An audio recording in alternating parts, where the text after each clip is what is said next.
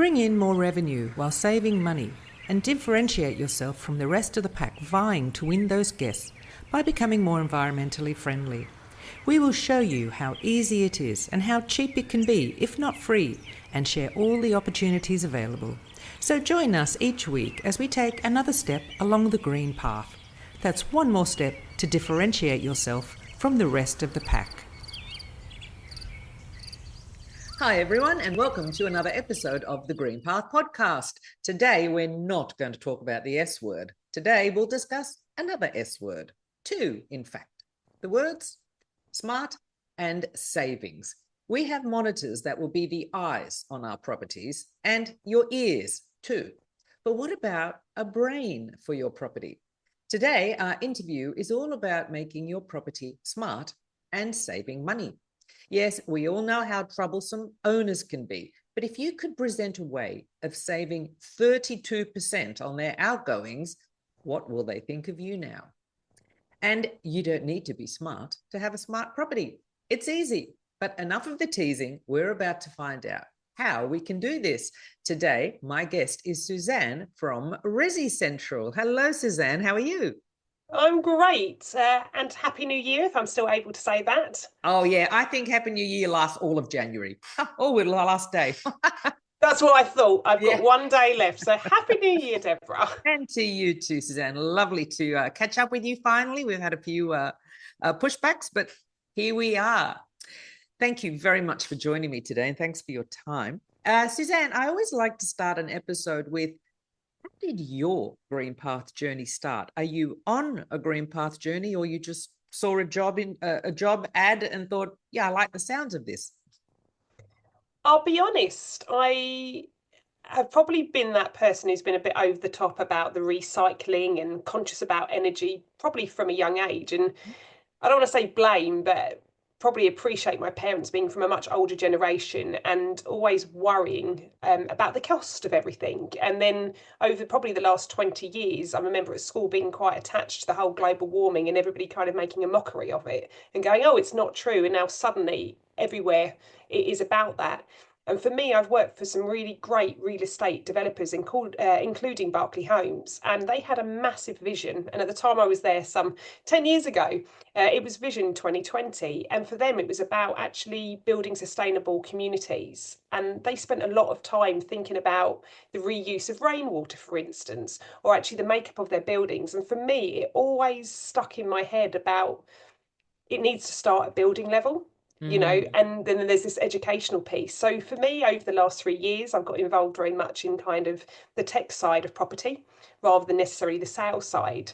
And when I met the founder, James Bird of ResiCentral, 2 years ago, actually, it really intrigued me that actually it's advanced that much. And it just shows that you don't know what's going on. And when you talk about the brain of these properties, actually how things can be a lot smarter than you think, but without you having to be the one necessarily knowing the tech side to it.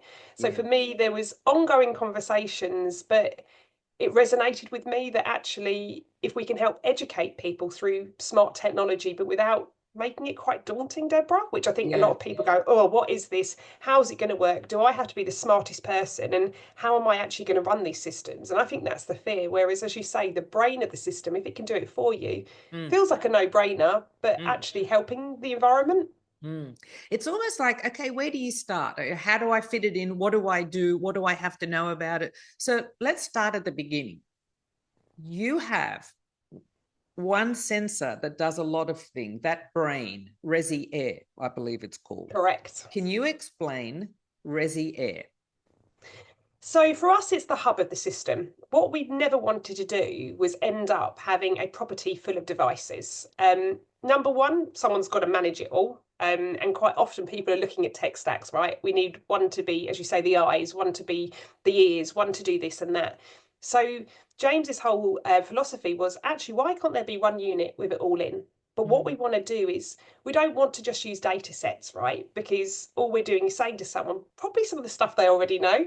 And I know that sounds really silly, but you could say to someone, if you've got cigarette smoke in a room, there's bad air quality.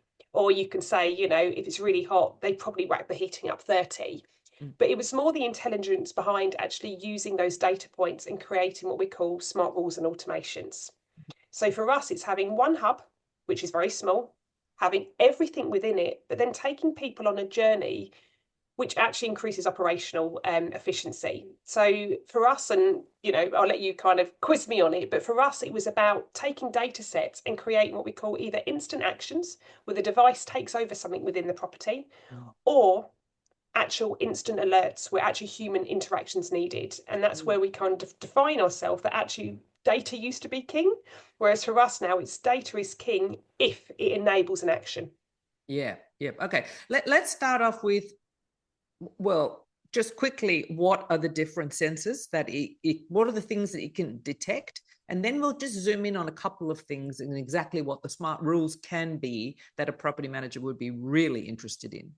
So first of all, we look at temperature, and we look at actually the room temperature. We take then a reading off a thermostat, and also we use the outdoor temperature. So for us, it's 3 sets of data, which people probably think, well, that's way too much. And we're saying, well, no, because actually the thermostat's on 23, but the temperature in the property is 30, and the outdoor temperature is 40. You could say actually it's a really hot day and you've got solar gain, or it could be vice versa, that it's not very warm in there, the thermostat is on 30, so is there poor installation? So for us, it's the whole factors that we're looking at, not just, and this is the smart part, we then look at humidity, because it's great to know humidity levels, because actually we look at health risk. So then we start combining the calculations. So we look at, for instance, temperature and humidity, and we know that the parameters, if the two of them correlate on certain ones, mold growth is likely to start. So that's where we're kind of looking at where the sensor data comes in, but actually, what does it really mean? Can I ask you one question there? So if you're looking at temperature and humidity as a property manager, I don't know about the combination of those two that will create mold. Will the brain tell me that this is at a level that, okay, it's going to start? Yes, it will say to you, day 5, if the temperature is consistently 25 degrees and over, and humidity is at 60% and over, at that point is when mold spurs start to grow.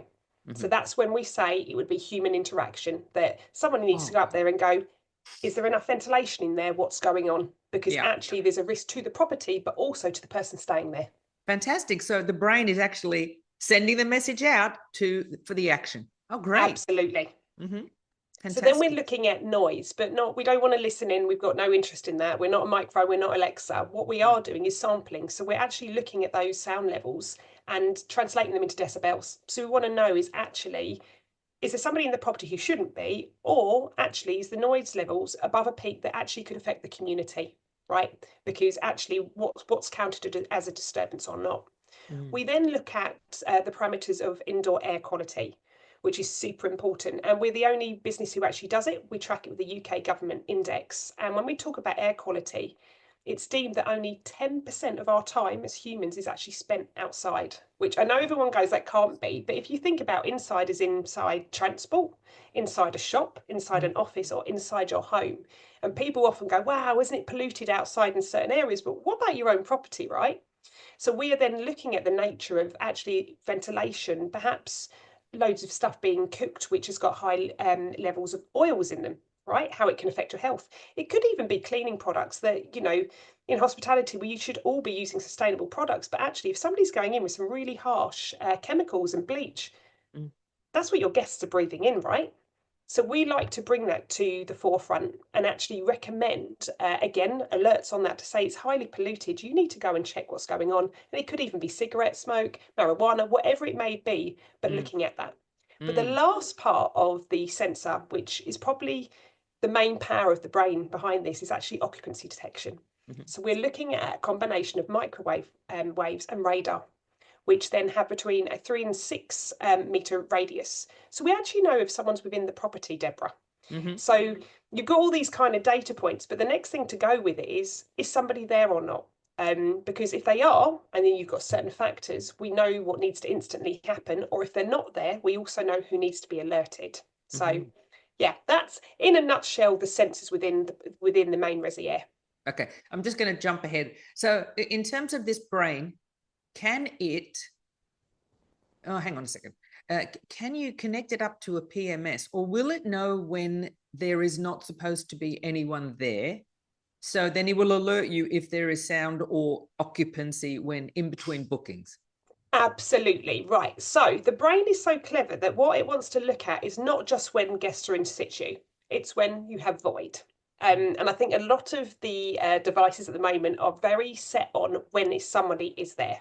Whereas for Yeah. us, actually, it's both ends. So what we do is simply take iCal information from the PMS system. So then we can then create these smart automations and rules off of the back of your check-in and check-out details. Mm-hmm. So, sake of argument, Deborah, your check-in time is normally 3 o'clock and your check-out's 11. So we know when a guest arrives at 3 o'clock, let's say the outdoor temperature is -3 in the winter, and actually they're not arriving till 5, so it's dark. Well, we can create a rule which says if that's the check-in details, turn on the lights half an hour beforehand, so a warm welcome. Also adjust the heating to 21 degrees, so when they walk in, they instantly think, wow, this is fabulous, right? I've come into a warm, cosy feeling property. And within that, then you've got that. Vice versa, it's checkout time, okay? They're meant to check out 11 a.m. Actually, someone within the operational team will be able to check if they've actually left or not. So let's say you've got cleaners geared up or something like that, because there's still occupancy detected, but also you've got the ability to then shut things off. So you can go, okay, checkout's meant to be at 11 o'clock. Okay, well, after they've checked out, I don't have a booking for a week. So you know what, it is winter. I want to take that temperature gauge down to 9 degrees on a frost setting, right? If they've left any lights on, we're going to make sure that the system overrides and turns everything off. And that's really the beauty, Deborah, of the occupancy detection, that all of the rules are based on, is somebody there or not?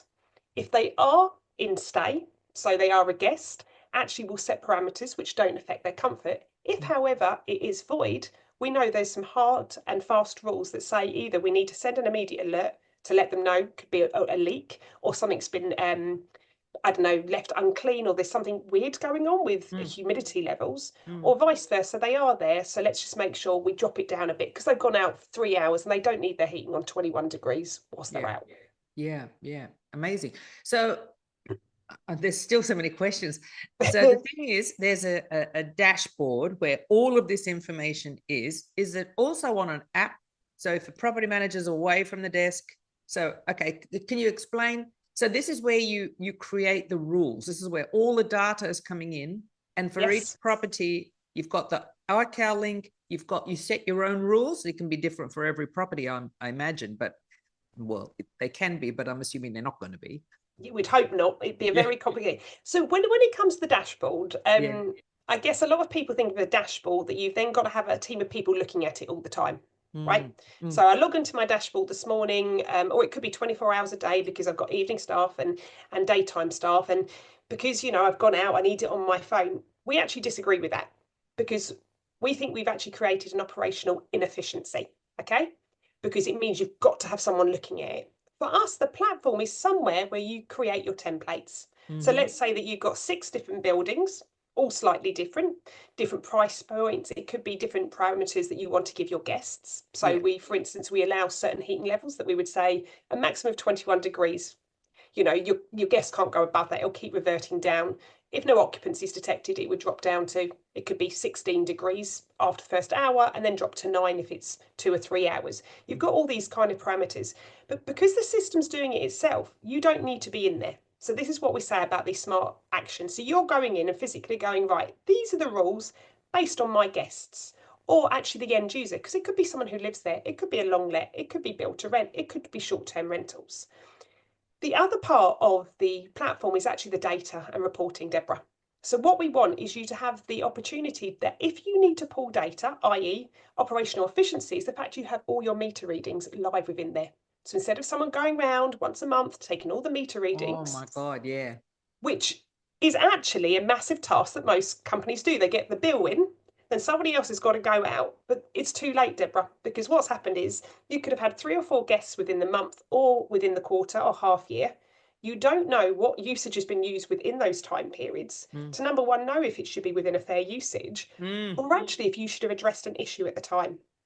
But it's all there. So again, an alert would be sent to you to check the portal if you've got excessive electric use.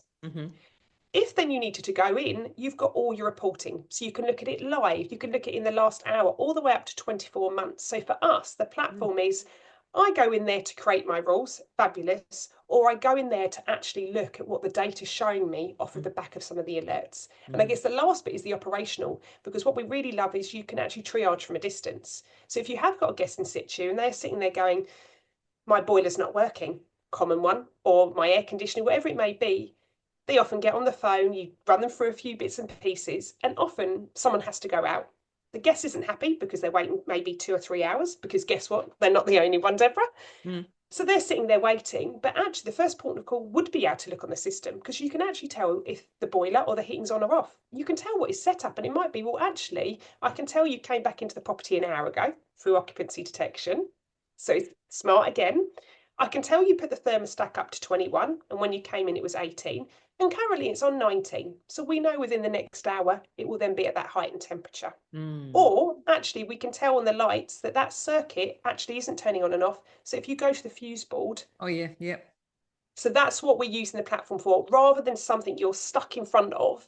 And then the nice thing is these alerts come out through text messages or emails. So you can instantly be contacted. But again, you set the schedule of what you want. Is that a red alert, an amber, or a green? So whether it's information or you to actually interact. That is amazing. It is a brain, and it does just send out notifications to alert you to do something. Otherwise, it is almost like a set and forget. What's the point? And that was the whole thing with James. He wanted to create something that had an instant impact, and it got divided down the middle. Number one, first of all, if the device can actually do something, i.e., turn the heating down because nobody's there, or turn it off because there's no booking, it's instantly done. Someone's not having to go out and do it. Or actually, if we think that human interaction is actually needed, then alert can do. So for us, it's the double pronged attack on that. Yes, yes.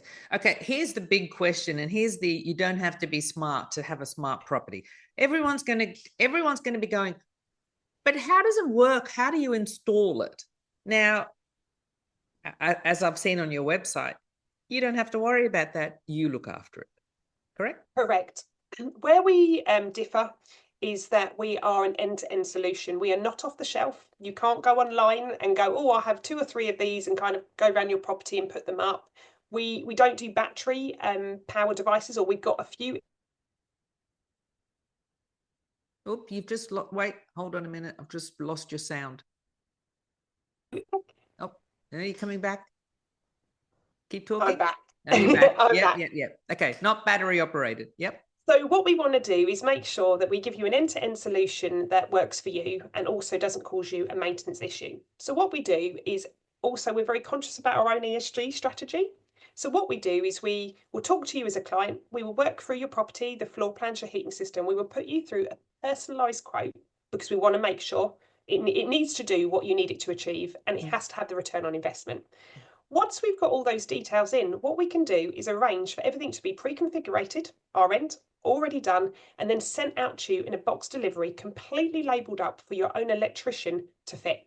So we'll literally say where within which room needs to be fitted, and also the connection details. The 2 things we need is Wi-Fi and also power.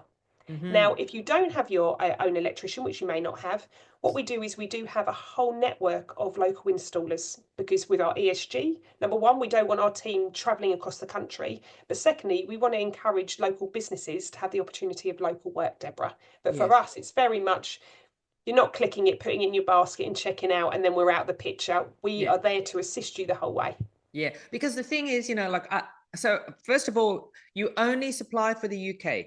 Is that correct? Nope, that's not. Good. Nope. We are having quite a few conversations in America, over in Spain, in Germany. So no, we are very open to it. We can do that. It's just having those localized conversations and making sure we've got installers there. Yeah. Okay, great. Now, so then, I mean, I'm not smart about all of this stuff, but in terms of heating and boilers and lighting and what have you, does it matter the different kinds? Your equipment and bits and pieces will suit any system? Generally speaking, yes. So what we do is we make sure, though, we go through all of the details, because what we don't want to do is intrude on, perhaps if there's a very advanced BMS system, which some buildings do have, but the majority of our work is retrofit. And so we're very used to having a whole combination. Some of the properties we have are fully on air conditioning on call the whole time, depending on where they are in the world. The other side, we've got more traditional wet systems, a HVAC, we've got air source heat pumps. So no, for us, we jump on that call with you, and we can pretty much find a solution that works. And if we can't, we're quite honest about it. For us, it has to be a sustainable solution, not something that you put in which gives you no benefit. Yeah. And again, that the magic of, I can turn the light switch on from my phone, without breaking down, cable ducts, cable tracks. You can do that wirelessly. So what we do is we do have the ability, yes, we have small tiny things called nodes which sit in the back of stuff such as light switches. So you have the ability from the platform to do any of those things. In terms of the resident side, so we do have an app, but it does depend on the business if they want their resident to have access to it. Okay. So it's something that is there, and that would mean that if you had a resident, if they were on a night out, sake of argument, they were staying in the property, and it's normally longer stays that you'd want the resident to have the access rather than shorter. Okay. It could be actually they're on their way home, they're staying in an apartment for a month, they're coming in and it's 2 o'clock in the morning. Aren't they lucky, Deborah? Because they've obviously had a great night. So they turn on their hallway lights. I'm only saying that as a mum with children. 2 o'clock in the morning, somebody having a nightmare.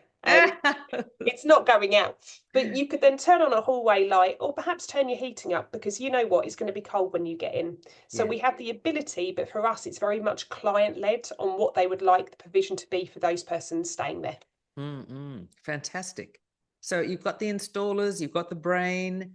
I don't want to ask about price. I don't want to ask about price because, this not going to be a static price. It's going to change over time. But roughly, how long before you get the return on investment? Any ideas? Depending. So what we do is we actually have a calculator to do that. And because we're actually very focused on the all-inclusive market where we're trying to really protect the operators here, two sides to it. They're ESG, to make sure that they are doing what they can to reduce their carbon footprint, which is super important from where we're sitting. And also what obviously comes with that is the reduction in energy waste. So for us, in terms of even pricing, we're actually quite open about that. Generally speaking, the main hub of it is £180. Small nodes which sit behind it, about £15. And then depending on what thermostat needs to go in, that could range anything from £80 to £100. So we're actually very upfront on that. But we like to give a personalised quote. We then like to take in the actual data from our clients. We look at the occupancy levels and we look at their daily rates. So we put that in a calculator with all of our clients and go, right, this is actually the return and how quickly you will see it. Now, depending on the property, some of our clients have actually seen the payback, believe it or not, within the first 3 months. Others have maybe been 2 or 3 years, but as a rule, we will not take on a client's order if it takes more than 5 years, because to us, we're not being, we're not giving them the return on investment as quickly as they would need. And look, we did mention owners earlier, or I did mention earlier in the intro. Showing an owner that you could save 35% on your outgoings, that's a very big plus. It's way bigger than you think. And the interesting thing, it's all the marginal gains, right? So if you look at, and I don't want to be negative about it, but again, my approach when you asked me at the beginning about how I came into this space, I actually think the word all-inclusive encourages waste. I think that when we all think about our all-inclusive holiday, we're thinking about loads of cocktails, a buffet that we're all going to put on half a stone in probably a day. But to me, it's the hidden agenda behind all-inclusive, and that includes energy, right? And I think that you have to have an all-inclusive rate, right? When you advertise on any of your platforms as a business or individual, you have to tell your guest how much it's going to cost them a night. But then for you as a business owner, how do you then actually know how much it's going to cost you if you don't know if the first guest for the week is going to keep the air conditioning running all day, or perhaps the heating on 30 and go out, or the next person's going to be really conscious. So for us, it's about safeguarding by putting some really lovely parameters in that don't affect the guest comfort, Deborah. We don't want that at all. We don't want someone sitting there freezing. But what we do want is a bit of understanding to say, look, we've benchmarked. We know what the outdoor temperature is. We know the thermostat. We know the temperature. Actually, that's pretty fine, 21 degrees. I know my husband would kill me if our house was at 21 degrees. 19 is fine. So I think for us, it's saying to these owners, look, we want you to be able to protect your asset and also your business. But at the same time, the huge bit is the sustainability now. So for us, by putting in something that is completely customizable, and also you can change it, Deborah. It could be that a certain guest is paying way more, and it could be that they're from a particular country that they really feel the cold. There could be allowances within it, but for us, it's about you as a business owner making those choices, but Yes. ensuring that it's a sustainable one. Yes, yes. Look, I'm sure people have a lot of questions and want to know a lot more. And what I'm going to do is I'm going to put the link below to get in touch with Suzanne and to ask any questions, pop them in the comments below, because, I think we could keep talking about this product. It sounds amazing. And, there's so much to it. We could go right down into the nitty gritty of it all, but we don't have 4 hours. And I can talk for England. Let's be honest, Ed. Well, we've already had the experience. We could talk for a long time, but my Zoom won't allow it anymore. So I'm going to wrap it up there. But if you do have any questions for Suzanne about resiAIR, ResiCentral, please do pop them in the comments below. And I will put a link, of course. Suzanne, thank you so much for your time. And yes, truly a very, very clever, great product. Thank you so much. Thank you. Bye. Bye. Are you ready to start on your own green path journey? Why not take a look at the Green Step program? This has been tailor-made to take you step by step down the green path. You only see one step at a time, and that's all you focus on. Before you know it, you've gone down the path. And make sure to check out ResiCentral. They have a great marketplace full of products and providers to help you on your green path journey. And speaking of journey, they have a great roadmap that will help you get started and guide you along the green path. Learn more at envirorental.earth.